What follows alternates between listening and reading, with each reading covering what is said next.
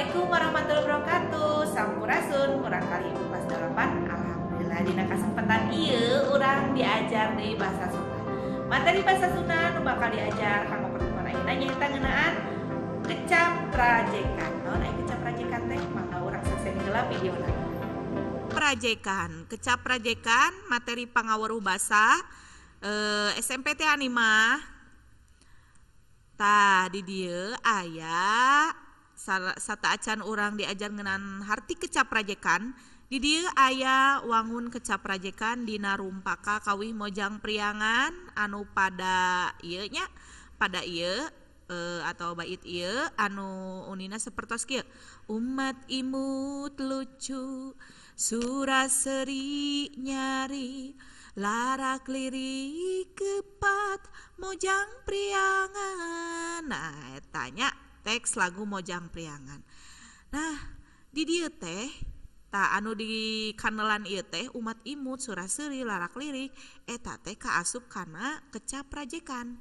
Nah bet kaasup kana kecap prajekan kusabab kecap prajekan teh nya eta kecap anu wangun dasarna atau wangun dasar teh kata dasar anu disebut dua kali atau leuwih boh sebagian boh sagemblengna teh kabehanana boh sorana angger boh sorana robah gunana pikeun ngawangun kecap jeung harti anyar nya.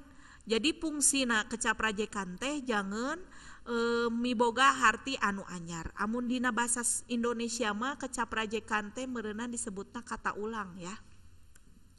Hayu urang diajar sasarengan. Aya sababaraha rupa-rupa kecap prajekan diantarana kecap prajekan Dwi Purwa, Dwi Madya, Dwi Lingga ge boga anak atau boga bagianana. Aya nu ngaranna Dwi Murni jeung aya nu ngaranna Dwi Reka. Teras kecap prajekan Trilingga. Ayeuna urang bahas hiji-hijinya. Ayeuna urang bahas heula kecap prajekan Dwi Purwa. Naon ari Dwi Purwa teh? Kecap prajekan Dwi Purwa teh. Nah, Dwi Purwa dibagi kana dua kecap. Aya kecap Dwi anu hartina dua. Nyaeta nu kaduana Purwa anu hartina mimiti. Nah, contona urang tingali contoh. Aya kecap sepak lamun dirajek atau dirajek Dwi Purwa jadi sesepak nya. Ai hartina siga kumaha Dwi Purwa teh. Nah, hartosna kecap Dwi Purwa teh nyaeta kecap anu diwangun ku cara nyebut dua kali engang mimiti wangun dasarna. Engang di dieu hartosna nyaeta suku kata. Cobi dina sepak kecap sepak aya sabaraha suku kata? Aya dua nyaeta kecap nyaeta engang se jeung pak. Nah, harti kecap Dwi Purwa di dieu anu diwangun ku cara nyebut dua kali cenah. Berarti engang nu mimiti, engang mimiti dina kecap sepak nyaeta se. Berarti lamun dirajek nyaeta se sepak. Buntut aya sabaraha engang? Aya dua engang atau dua suku kata nyaeta engang bun jeung tut. Lamun misalna dirajek kusabab rajekanana nyaeta diulang dua kali engang mimiti suku kata pertama nyaeta bu jadi bu buntut kahartos. Nah, pasti kahartosnya. Oke, salajengna urang diajar kana kecap rajekan Dwi Madya. Nah, Madya atau Dwi Madya bisa aya dua bagian. Aya nu disebutna Dwi jeung aya nu disebutna Madya. Dwi hartina dua, Madya hartina tengah. Nah, contohna sabaraha jadi sababaraha. Jadi harti kecap prajekan Dwi Madya nyaeta kecap anu diwangun ku cara nyebut dua kali ya. Engang, inget engang naon suku kata di tengah-tengah wangun dasarna. Sabaraha aya sabaraha suku kata? Sabaraha berarti aya opat suku kata atau opat engang. Nah, kumargi hartosna kecap Dwi Madya mah anu dirajek teh atau kata anu diulang teh nyaeta ku cara nyebut dua kali engang di tengah-tengah. Engang tengah-tengahna mana? nyaeta kecap ba, jadi dirajek deui 2 kali jadi sababaraha. Kartosnya mun tadi mah Dwi Purwa mamimiti, ieu mah di tengah nu dirajekna engangna teh. Salajengna kecap rajekan Dwi Lingga. Nah, kecap rajekan Dwi Lingga, Dwi eta 2, Lingga teh tugu. Nyaeta kecap rajekan anu diwangun ku cara nyebut 2 kali wangun dasarna sagemblengna. Sagemblengna teh sadayana gitu tah.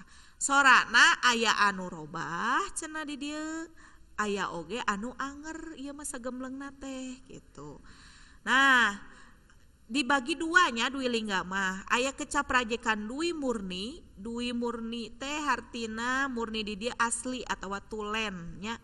Nyaeta kecap rajekan anu diwangun ku cara nyebut 2 kali wangun dasarna bari sorana anger, lain engang deui ieu mah tapi wangun dasar. Oke, ayeuna di dieu aya kecap jalma. Lamun dirajek make kecap rajekan Dwi Murni berarti jalma kusabab kan ieu mah murni mah aslinya angger henteu robah gitu. Kuda jadi kuda-kuda, aki jadi aki terus contoh naon dicing nya seueur. Terus anu kadua nu kaasup kana kecap rajekan Dwi Lingga nyaeta kecap rajekan Dwi Reka.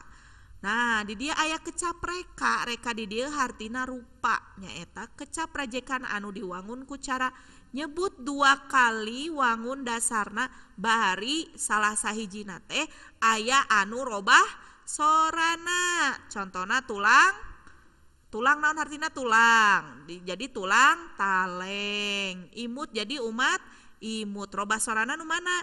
Nah, dina wangun dasarna, wangun dasar tulang dirobah jadi taleng, imut jadi umat gitu nya, umat imut, pacul pucal pacul gitu. Kartosnya reka mah berarti rupa. Salajengna kecap rajekan Dwi Reka anu wangun dasarna saengang, biasana mangrupa kecap panganteur nya. Trang jadi trang treng trong, contoh kalimahna misalna di dapur sora trang treng trong maker no nakolan kaleng misalna teh gitu. Teras bukbek kamari kuring misalna teh kamari kuring ningali pemain Persib bukbek di lapang misalna teh gitu nya. Juljol gitu. Les kamana wae misalna. Kecap rajekan Trilingga ayeuna nu terakhir nyaeta ngeunaan kecap rajekan Trilingga. Nah, kecap rajekan Trilingga mah hartosna lamun tri berarti 3, lingga hartina tugu nya. Nyaeta kecap rajekan anu diwangun ku cara nyebut 3 kali ieu mah. Wangun dasarna cenah bari robah sorana. Biasana wangun dasarna teh mangrupa kecap anteuran atawa tiruan sora ya.